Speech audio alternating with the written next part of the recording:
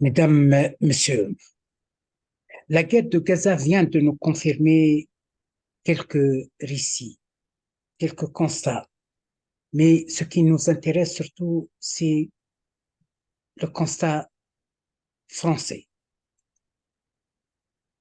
La guerre de Gaza vient de nous confirmer que la France, la République, qui a été toujours présentée comme le berceau de la liberté publique, surtout la liberté de penser, la liberté de conscience et la liberté d'action, traverse une crise sans précédent sans oublier les façades de cette crise économique et sociale, mais surtout crise de fonction, crise morale, mais surtout une crise d'émanation républicaine.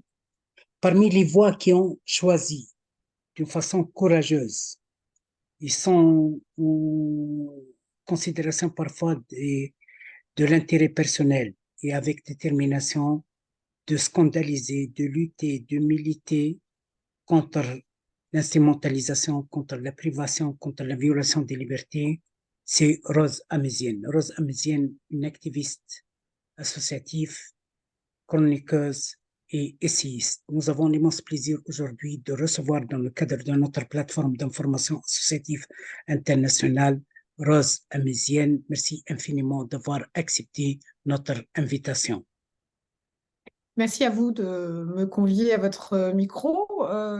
Écoutez, c'est avec grand plaisir. Le sujet nous touche toutes et tous au-delà de nos frontières respectives. Et effectivement, j'ai eu à me positionner sur la triste actualité et je suis ravie d'échanger avec vous sur ce sujet. Merci beaucoup.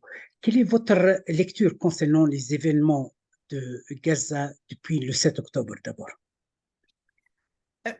C'est avant tout humainement un drame. Je crois que toutes et tous, on a été saisis par la violence.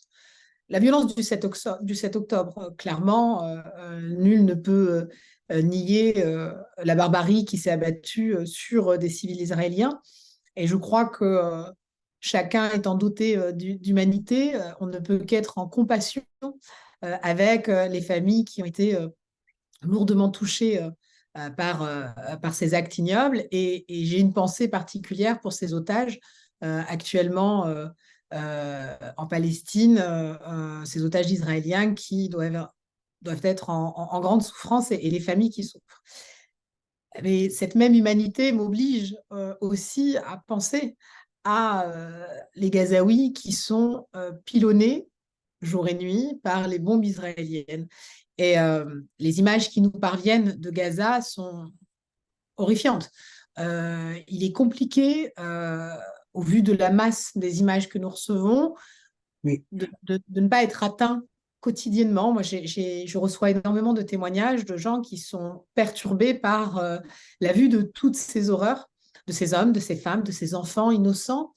Et ce qui rajoute de l'horreur à l'horreur, c'est une forme de hiérarchisation des victimes.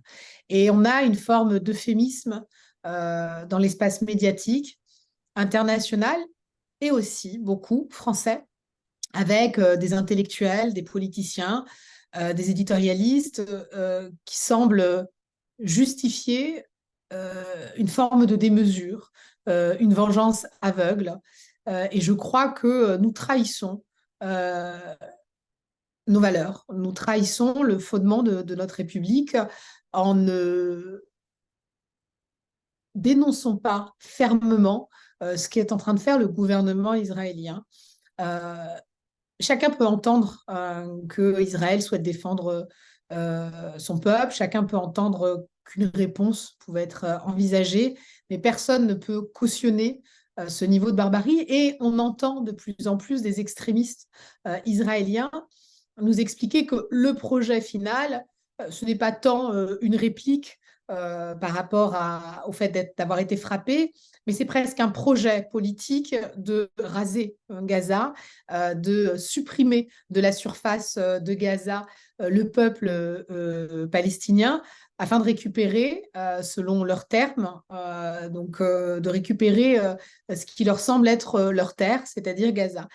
Et donc, face à tous ces discours de haine que nous recevons, je crois que nous ne sommes pas au rendez-vous du courage. Je crois que nos politiciens européens, et à plus forte raison français, n'ont pas le courage que l'on peut et la dignité que l'on peut attendre de nos dirigeants. Et je crois que nous trahissons pleinement qui nous sommes, véritablement. Nul ne peut se satisfaire de cette situation. Et la manière dont on refuse, par exemple, l'accès humanitaire prouve à quel point nous n'avons plus aucun sens et aucune raison dans la gestion de ce conflit. Je crois que de mémoire de conflits internationaux entre deux pays, jamais nous n'avons eu aussi peu accès à des soins humanitaires. C'est dire à quel point nous sommes pétrifiés, tétanisés à l'idée de faire entendre raison à Israël, au gouvernement israélien. Donc je crois que ce que nous sommes en train de vivre, c'est sans précédent, véritablement sans précédent. Et je me suis souvent demandé, lorsque j'ai appris l'histoire, comment on pouvait arriver à de telles horreurs, comment on pouvait en arriver à des génocides, comment on pouvait, à l'échelle internationale, accepter que des horreurs soient commises. Je crois que nous sommes en train d'en vivre un et nous nous sentons toutes et tous, en tant que citoyens, activistes, associatifs, démunis parce que nous n'arrivons même pas à faire entendre nos voix. Et même si nous ne sommes pas silencieux, même si nous avons le courage de nous faire entendre, euh, on a le sentiment que c'est vain face à cette folie. Donc, ça fait maintenant un peu plus de 20, 22, 23 jours de conflit, je crois. Et, et nous en sommes presque au même point, si ce n'est à une dégradation en fait de la situation. J'avoue que même les mots me manquent tellement on sent que ce conflit va, en tout cas cette horreur, cette barbarie va continuer. Et j'avoue que je suis un peu démunie et choquée du silence international, de notre inaction, euh, et de voir à quel point nous avons au final une forme d'humanité à géométrie variable. Et je me rappelle de l'élan de solidarité que nous avons pu avoir à l'égard des Ukrainiens face à l'invasion russe. Je, je ne peux qu'être désolée et meurtrie que nous n'ayons pas les mêmes égards à l'égard des Palestiniens. Concernant le génocide, juste avant vous, j'avais l'occasion de recevoir le docteur Alfred Dessaïs, qui a été l'ancien rapporteur pendant 30 ans de la Commission internationale des droits de l'homme. C'est une personnalité de nomination internationale qui vient de me confirmer sur la base d'analyses juridiques, politiques, d'un technocrate des droits de l'homme que nous sommes dans une phase grave de génocide. Ça veut dire la qualification génocidaire, c'est pas une qualification personnelle ou animée par l'intuition et personae, comme on dit dans le lexique juridique, c'est confirmé aussi. Mais c'est quelque chose les choses qui m'ont choqué dans le contexte français. D'abord, l'instrumentalisation médiatique, je m'excuse, le discours à deux poids, deux mesures concernant par exemple les victimes, comme vous avez dit, quelque chose qui m'a touché, hein. On honore les victimes et on déshonore des autres. Cette volonté de censure aussi, cette volonté de censure, c'est permis de soutenir Israël, d'exprimer le soutien pour Israël, mais c'est interdit d'exprimer le soutien pour la population palestinienne, ce qui a donné ce qui a légitimé l'action génocidaire, criminelle de Benjamin Netanyahu contre la population civile israélienne. Aussi, j'avais l'occasion de recevoir Alain Grèche qui confirme que pour lui, il considère que Benjamin Netanyahu, c'est le seul responsable de l'action-réaction de Hamas et responsable de la réaction cette réaction massive, démesurée de l'armée israélienne. J'aimerais savoir quelque chose. Est-ce que vous n'avez pas, parce que défendre, dire la vérité, défendre les Palestiniens, exprimer votre solidarité avec les victimes israéliennes et les victimes palestiniennes, ça peut, je m'excuse, ça peut vous toucher, hein, ça peut vous amener à ce risque d'étiquetage, d'apologie, de terrorisme. Est-ce que vous n'avez pas craigné ça, Rosa Non, mais Messi? je pense que c'est ridicule euh, aujourd'hui de risquer une tâche que je pourrais avoir dans ma carrière ou autre, j'ai presque envie de dire ma petite carrière personnelle n'a pas grand intérêt face à l'horreur que certains sont en train de vivre en réalité. Vous savez, moi, la France a une histoire coloniale, à une histoire avec la Seconde Guerre mondiale, à une histoire avec les Juifs européens et les Juifs de France. Et donc, tout ce que nous sommes en train de vivre charrie un certain nombre de choses que nous et nos aïeux ont pu vivre. Et donc, c'est pour cela aussi que nous avons aussi autant de passion et de cœur dans la gestion de ce conflit. Et il est compliqué de ne pas avoir une lecture sincère et honnête du conflit israélo-palestinien. Nous demandons, parce que nous tentons aujourd'hui de faire croire qu'il s'agit d'un conflit religieux, qu'il y aurait des juifs et des musulmans qui se détesteraient presque génétiquement, historiquement. La réalité, c'est que ça fait maintenant 70 ans que nous demandons à des Palestiniens d'assumer les conséquences de notre antisémitisme européen. Elle est là, la réalité de la situation actuelle au Moyen-Orient. La création d'Israël, que je ne remets pas en cause, est un résultat, en fait, de notre propre antisémitisme européen. Et donc, nous n'avons pas assumé les conséquences de l'horreur qu'a été la Shoah et la Seconde Guerre mondiale. Et l'État d'Israël a été créé parce que justement, des Juifs de par le monde ne se sentaient pas suffisamment en sécurité pour vivre dans des pays occidentaux, qu'ils ont préféré créer un État, c'était l'État d'Israël, pour se sentir en sécurité. Et donc, nous avons demandé depuis près de 70 ans au peuple palestinien d'assumer notre propre antisémitisme. Alors, 70 ans après qu'ils aient été colonisés, qu'on ait grappiller leurs terres mètre carré par mètre carré, traiter les Palestiniens aujourd'hui d'antisémitisme, je crois que c'est déjà une erreur et intellectuellement malhonnête en réalité. Et ça, je crois qu'il faut savoir le dire. Il faut savoir le dire. Par rapport à la situation du gouvernement israélien, jamais nous n'avons eu un gouvernement israélien aussi raciste. Et ils ne sont pas racistes qu'à l'égard des Arabes, mais aussi des Palestiniens chrétiens. On nous met de le dire, mais c'est une réalité. C'est-à-dire qu'il y a un niveau de détestation et de tension ces dernières années qui est sans comparaison. Et nous n'entendons pas suffisamment les voix israéliennes qui sont pour une solution à deux États, qui sont pour le fait que les Palestiniens vivent en dignité et en sécurité.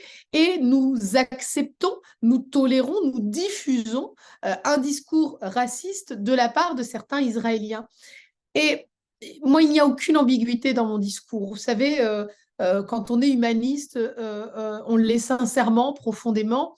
Et j'ai été saisie de l'horreur qu'a vécu les Israéliens. Mais jamais, au grand jamais, nous pouvons accepter que ça se transforme en fait en vengeance aveugle et à l'extermination du peuple palestinien, parce que c'est ce qui est en train d'arriver. Et aujourd'hui, un certain nombre de médias français veulent faire passer uniquement cela pour une réplique militaire. C'est faux. Je crois que nul besoin d'être un intellectuel aussi lettré que la personne que vous avez citée pour comprendre ce que c'est qu'un génocide à partir du moment où nous tentons de faire disparaître une population ou de la faire disparaître de sa région, on est déjà dans des poussées génocidaires. Je n'aurais jamais cru que la situation s'aggrave à ce point. J'ai tristement grandi avec ce conflit et même si une paix était quasiment inenvisageable ces dernières années, je crois que le niveau d'horreur nous oblige à être courageux dans le fait de stopper ces massacres. Et aujourd'hui, on ne peut pas juste peindre un tableau qui serait faux avec des gens qui seraient agressés et des terroristes de l'autre côté, et d'expliquer que les Gazaouis seraient uniquement des dommages collatéraux. Aujourd'hui, nous n'en sommes pas là, c'est très malhonnête de le dire de cette façon-là, et je crois que on doit aller même au-delà d'un cessez-le-feu. Ce qui est pire encore d'ailleurs, c'est qu'on n'arrive même pas à obtenir un cessez-le-feu. Là où, dans tous les conflits armés que nous avons pu avoir, on avait des temps de répit où on offrait à la population la possibilité d'être soignée, à la possibilité à des civils d'être soignés. Rendez-vous compte, aujourd'hui, les Palestiniens en arrivent à inscrire leur nom et leur date de naissance sur leurs bras pour pouvoir être reconnus, tellement le niveau de bombardement est intensif. Israël a annoncé le nombre de dirigeants du Hamas qu'ils auraient réussi à éliminer avec leur bombardement. Mais c'est sans commune mesure avec le nombre de civils décédés. Donc, comment on peut se satisfaire d'un si médiocre résultat en expliquant que nous avons atteint peut-être une dizaine, quinzaine, vingtaine de dirigeants du Hamas, pour qui je n'ai aucune sympathie dans l'absolu, mais comment on peut se satisfaire d'avoir 6000 civils décédés en face pour obtenir une dizaine ou une quinzaine de terroristes? Mais ce n'est sans commune mesure. On n'a jamais vu un tel ratio. À partir de quand le gouvernement israélien sera satisfait de sa réplique, et donc il va falloir qu'ils nous annoncent quel est leur chiffre idéal. Est-ce que il y a eu 1500 morts dans les attaques terroristes du Hamas le 7 octobre. Alors, il va falloir qu'on nous explique quel est le ratio du coup. C'est un Israélien pour 20 Palestiniens morts? C'est un Israélien pour 40? Permettez-moi, ce qui est choquant aussi, la normalisation médiatique française avec un discours sioniste, suprématiste. Lorsque je vois une avocate franco-israélienne il faut raser Gaza, ou je vois quelqu'un qui déclare sur Even 24 qu'il s'en fout des vies. Il est où l'autorité de régularisation? Mais vous savez, Vous disiez par exemple à Rose Amézienne, salam alaikum, demain vous serez étiqueté frère musulman ou si vous. Mais en fait, je vous parlais de notre histoire et parce que nous avons été frappés en France par le terrorisme, et que ça nous a particulièrement ébranlés, nous perdons parfois la mesure des éléments. Et je crois que confondre le terrorisme du Hamas avec ce que peut être le terrorisme islamique ou Daesh dans le monde, c'est une erreur complète. Ce qui a animé des terroristes, que ce soit au Bataclan ou que ce soit à Nice, ce n'est pas du tout le même terrorisme animé par le Hamas qui est uniquement dans la volonté de détruire Israël. Donc les fondements même du terrorisme ne sont pas les mêmes, et le dire, ce n'est pas cautionner le Hamas, c'est juste faire preuve de justesse. Mais vouloir faire cet amalgame, en réalité, c'est-à-dire que si les terroristes du Hamas sont les mêmes terroristes que le Bataclan, alors ceux qui sont suspects, ce sont autant les Gazaouis que les musulmans dans notre pays. Et voilà ce que l'on essaye de faire. On essaye d'apposer un signe égal entre Daesh égale Hamas et quelque part Gazaoui égale musulmans français. Et donc nous essayons de faire croire que les musulmans français seraient des potentiels terroristes ou en tout cas seraient à déshumaniser, tels que les Gazaouis, puisqu'ils porteraient en leur sein une forme de détestation de la France. Hein. Et ça, c'est très compliqué parce que nous avons une Et histoire. peut-être ça peut confirmer, je m'excuse, la déclaration décevante et morale du président du Conseil constitutionnel lorsqu'il dit que l'islam n'a été jamais compatible avec la République. Hein. Alors, je sais bien comment, lorsqu'il a été maire de Bordeaux, comment il a mendité les voix des musulmans avec des combines que je les connais personnellement. L'acharnement, l'institutionnalisation de l'acharnement, de diabolisation contre les musulmans en profitant de cette situation de vide au niveau de la présentation et la représentation des musulmans en France. On n'a pas vu un recteur de la mosquée de Paris qui réagit, ni un président de la Fondation d'Islam de France, ni une autre autorité qui sont devenus malheureusement, ce n'est pas des représentants des musulmans, mais des musulmans de service, des serviteurs, rien que ça. Pourtant, ils ont réagi. Le recteur de la mosquée de Paris a réagi. Khaled Benchir, le président de la Fondation pour l'Islam de France, a réagi, mais ce sont juste des voix que nous ne voulons pas entendre.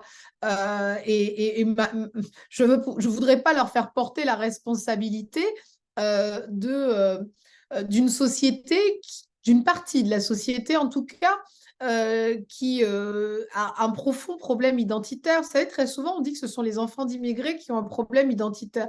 Moi, je crois que c'est la France qui a un problème d'identité. Elle ne se reconnaît pas et elle ne veut pas regarder, d'une part, son histoire et son passé, et d'autre part, la vérité du visage de ce que c'est que la France aujourd'hui. Et nous sommes nombreux à le dire.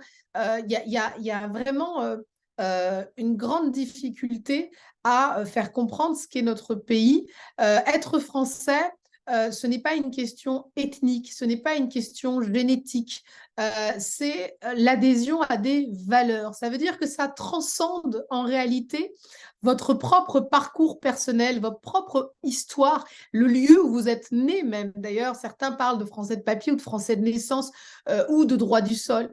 Être français, ça va bien au-delà du droit du sol. Nous avons, de par l'histoire, récompensé des étrangers qui n'étaient même pas sur le sol français en leur offrant la nationalité parce qu'ils répondaient pleinement à nos idéaux et à nos valeurs. Et c'est en cela que je dis que nous trahissons en réalité. Donc, vous savez, dans tout ce que vous avez cité, et je crois que c'est le grand problème français, si je devais le résumer, c'est que nous faisons face à une grande tchouk-tchouka, c'est-à-dire que nous mélangeons tout. Nous mélangeons tout, de ce qu'a été la colonisation, de ce que c'est que les problèmes de communautarisme, la construction des ghettos, l'immigration que nous avons dû gérer. Qui peut mélanger la question de l'immigration économique actuelle avec l'immigration liée aux différentes colonies? Qui peut mélanger aujourd'hui les demandeurs d'asile qui viennent parfois de pays en guerre? Nous sommes constamment dans un mélange qui ne veut strictement rien dire. Nous n'acceptons pas, par exemple, que l'islam est une religion française aujourd'hui et il faut l'accepter comme telle. On mélange complètement de ce que c'est que la loi de 1905, ce qu'est la laïcité. Et on le fait parce que nous avons la volonté de brouiller ce que sont que nos valeurs. Nous avons envie de faire de la laïcité, pour pas dire du laïcisme, une quatrième valeur dans notre République, parce que nous avons envie d'effacer, nous avons envie de contraindre à la discrétion tout Français de confession musulmane qui assumerait pleinement en fait sa liberté, celle de croire ou de ne pas croire, et celle de pratiquer son culte ou même de changer de culte. Et c'est ça, en fait, les fondements de de notre histoire. Et donc, nous mélangeons tout parce que il y a énormément de choses que nous n'avons pas digérées ou que nous ne comprenons pas. Nous n'avons pas digéré notre propre histoire et il faut comprendre que nous sommes sur une mémoire vive. Aujourd'hui, sont encore vivants des gens qui ont fait la guerre d'Algérie, des gens qui ont été harkis ou enfants d'harkis, des gens qui ont été également pieds noirs. Nous sommes sur une mémoire vivante, une mémoire vive. Et donc, c'est pour cela que ces sujets-là sont passionnés dans notre pays. La question aussi du terrorisme, oui, nous avons été frappés plusieurs fois par le terrorisme, mais et vous avez pu le voir dans un certain nombre de débats, continuer à faire croire qu'il y a le méchant terroriste musulman, parce qu'en plus, on dit qu'il est musulman, pour bien faire l'amalgame avec le reste de la population, c'est oublier d'une part de noter que les Français de confession musulmane sont eux-mêmes victimes du terrorisme en France, mais que de par le monde, les musulmans sont également confrontés au terrorisme. Et ça a été le cas en Afghanistan, ça a été le cas en Irak, ça a été le cas en Algérie pendant près de 10 ans. Donc vouloir faire croire qu'il y a le méchant terroriste musulman et puis de l'autre côté, l'occidental, l'européen, celui qui porterait des valeurs civilisationnelles supérieures d'ailleurs à la civilisation islamique. La civilisation islamique, ce n'est pas le terrorisme, mais parce que volontairement, nous brouillons les concepts pour créer et fabriquer des amalgames et fabriquer une figure arabe, musulmane, qui ne voudrait pas en fait vivre dans nos sociétés contemporaines et qu'il serait en réalité un danger, une forme de cinquième colonne, un État dans un État, et donc qui serait un danger en fait de l'intérieur. Voilà ce que nous sommes en train de construire. Et donc, tous ceux qui expliquent qu'ils ne veulent pas importer le conflit, il va falloir l'expliquer aux nombreux médias qui justement mélangent toutes ces réalités pour en réalité importer ce conflit. Et c'est exactement ce qu'ils sont en train de faire. Donc, vous savez, vous parliez du problème médiatique. Aujourd'hui, il est très compliqué de ne pas, enfin, il est très compliqué de ne pas avoir accès à la vérité. Et on l'a vu déjà avec l'essor des réseaux sociaux, ce qu'ont été les différents printemps arabes. Vous avez des versions officielles, des propagandes de guerre, et puis vous avez des images. Et nous sommes tous noyés par les images en réalité. Nous avons des journalistes palestiniens sur les réseaux sociaux avec le peu de moyens qu'ils peuvent avoir et au péril de leur vie, transmettent en fait un certain nombre d'éléments. Et vous savez, moins on aura d'empathie et d'humanisme à l'égard des Palestiniens, et plus on radicalisera l'opinion publique. Donc je crois que c'est un très mauvais calcul, véritablement, de ne pas faire preuve de sérénité, de ne pas faire preuve de courage à l'égard du conflit israélo-palestinien, parce que je crois qu'il est plus que temps qu'on avance en fait sur cette question. Et on ne peut pas dissocier ce qui s'est passé le 7 octobre d'une analyse politique. Il ne s'agit pas uniquement d'une attaque terroriste. Derrière, il y a l'obligation en fait de dépasser l'horreur des crimes et de commencer en fait à expliquer ce que c'est qu'un régime d'apartheid, d'expliquer ce que sont les colonisations illégales, d'expliquer pourquoi le gouvernement israélien n'est jamais sanctionné de par le fait de ne pas respecter les résolutions de l'ONU. Donc, on doit dépasser l'horreur des crimes pour commencer en fait à réfléchir l'après. Si nous ne réfléchissons pas à l'après, alors nous sommes condamnés, vous et moi, à continuer à commenter l'horreur et nous sommes condamnés à le revivre. Et je crois que ni les Israéliens, ni les Palestiniens n'ont encore envie de pleurer leur mort, parce que c'est la seule chose que nous allons créer si nous baissons la tête et si nous faisons comme si ce conflit ne nous concernait pas. En réalité, il nous concerne tous. La même empathie, la même envie d'accueillir des Ukrainiens et de faire en sorte en fait qu'ils vivent en sécurité dans leur pays doit nous animer de la même manière en fait à l'égard des Palestiniens. Et vous savez, je crois que dans tout ça, on nous sommes frappés par la ténacité des Palestiniens. Et vous savez, je suis issue d'un pays, la France, qui avons livré quasiment en près de 3 semaines notre pays aux Allemands. Il est compliqué d'entendre que des Palestiniens se battent depuis plus de 70 ans pour garder leur terre. Et je crois que les Palestiniens aussi nous donnent des leçons de résilience depuis des décennies et nous les avons trahis à bien des égards. Je crois qu'il est plus que temps d'accepter en tout cas que la première étape, c'est effectivement l'arrêt des massacres parce que quand on doit revenir à quelque chose de sacré, que l'on soit croyant ou pas, c'est la vie humaine. Et je crois que l'humanité, c'est cela. Vous savez, on l'utilise beaucoup, mais l'humanité, c'est ça. Comment on remet un peu de sacralité dans la vie humaine? Nous ne pouvons pas nous satisfaire en tant qu'enfants de pays civilisés de compter les morts comme si ce n'était que des chiffres. Ce n'est juste plus possible. Donc, la première étape, c'est effectivement l'arrêt des massacres. Et cela, chacun dans le monde peut l'entendre. Et la seconde étape, c'est bien évidemment réfléchir à une solution de conflit. Et je crois qu'il n'y a pas de solution parfaite. Et donc, il va falloir qu'on avance dans un consensus qui ne va satisfaire personne, mais qui nous permettra de retrouver de l'apaisement. Et donc là, nous avons le devoir d'une réponse politique et non une réponse militaire. Vous savez, la réponse guerrière n'amènera juste que de la souffrance et encore plus de morts. Nous avons le devoir d'apporter une réponse politique si on a l'envie d'avoir une paix durable. Merci infiniment. Ça